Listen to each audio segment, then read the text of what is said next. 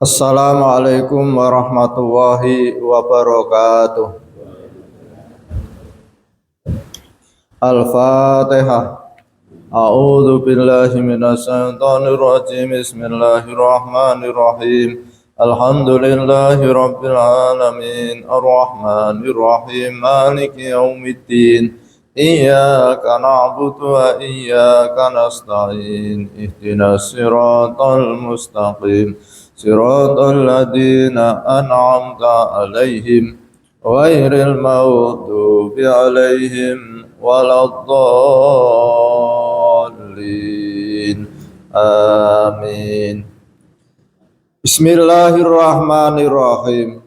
Utawi kaping pindhone saking wernane maghrur, tegese wernane ketipu. Wong kang ahli ilmu iku padha nemen-nemeni ilmu lan ngamal kang dohir lan tinggal maksiat.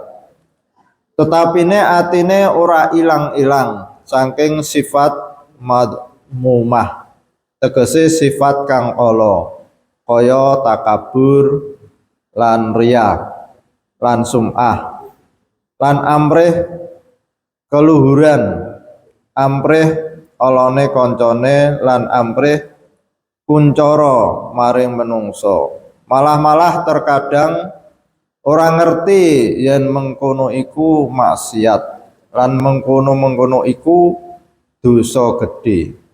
Lan ora eling dawuhe Kanjeng Nabi Muhammad sallallahu alaihi wasallam, ora manjing swarga wong kang ana ing dalem atine wong iku sak darah saking rasa gumedhe utawa takabur.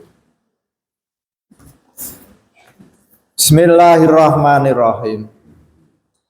Jadi Mbah Kyai mengingatkan pada kita, setelah kita mendapatkan ilmu cara sholat, ilmu cara puasa, lalu kita amalkan, kita sembahyang, kita sholat 5 waktu, sholat sunnah, kita puasa, kita umroh, kita haji.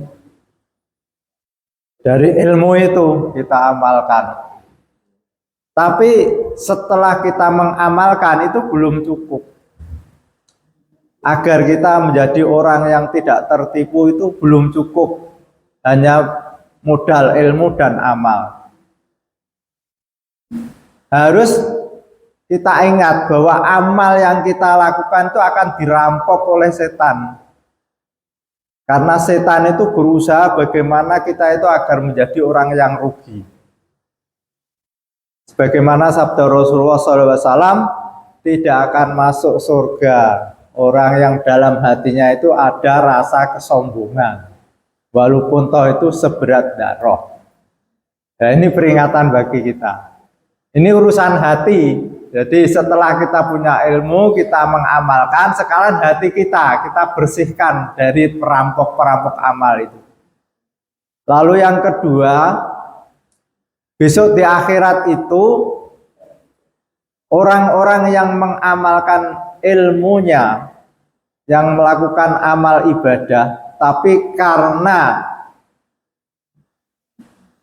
agar dimuliakan orang, agar dipuji orang, maka Allah akan mengatakan, dah, kamu tidak usah minta pahala sama saya, mintalah pada manusia-manusia yang dulu waktu kamu beramal itu hanya ingin dipuji pada manusia.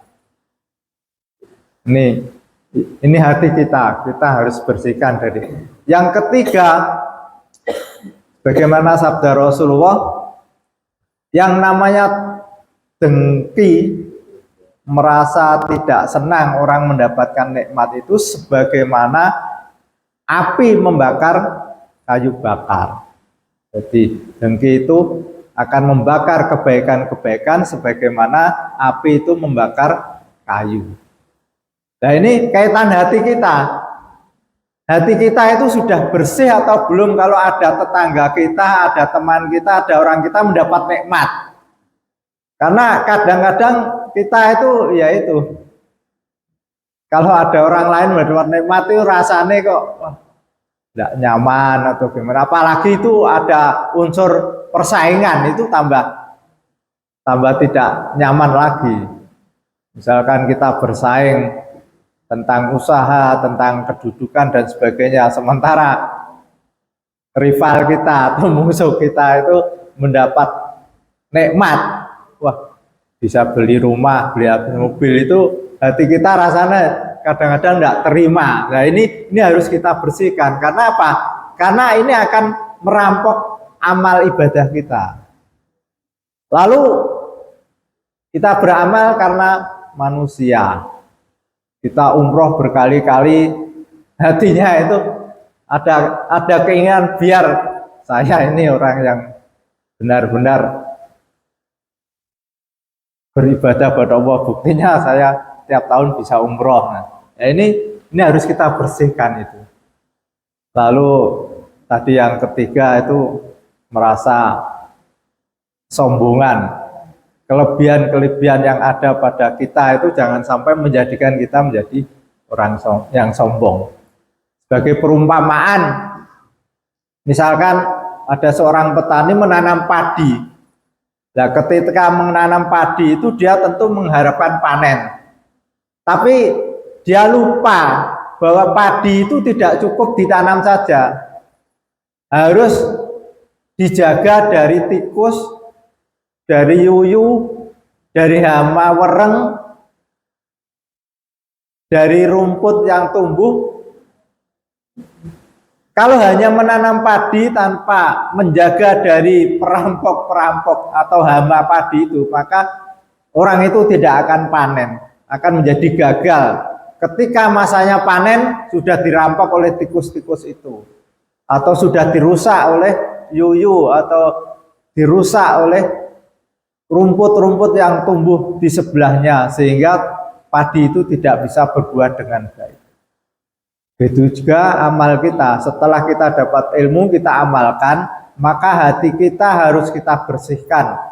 Bersihkan dari rasa kesombongan, bersihkan dari rasa ingin dipuji, bersihkan dari rasa kita merasa tidak nyaman kalau orang lain mendapat nikmat.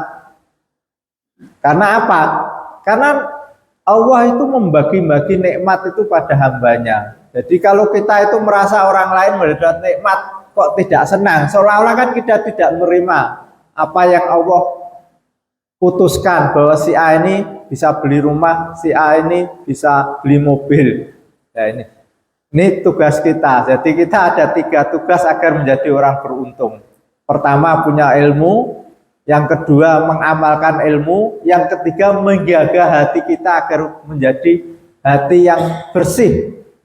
Karena orang yang beruntung adalah hatinya itu baik, qalbun salim, hati yang sejahtera, hati yang bersih dari segala bentuk penyakit-penyakit hati.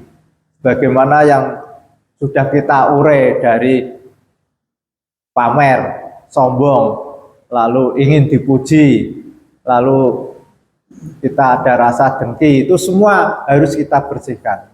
Al-Fatihah. A'udzubillahi minasyaitonir rajim. Bismillahirrahmanirrahim. Alhamdulillahirabbil alamin arrahmanirrahim maliki yaumiddin. Iyyaka na'budu wa iyyaka nasta'in ihdinas siratal mustaqim. Siratal ladzina an'amta 'alaihim ghairil maghdubi 'alaihim waladdallin. Assalamualaikum warahmatullahi wabarakatuh.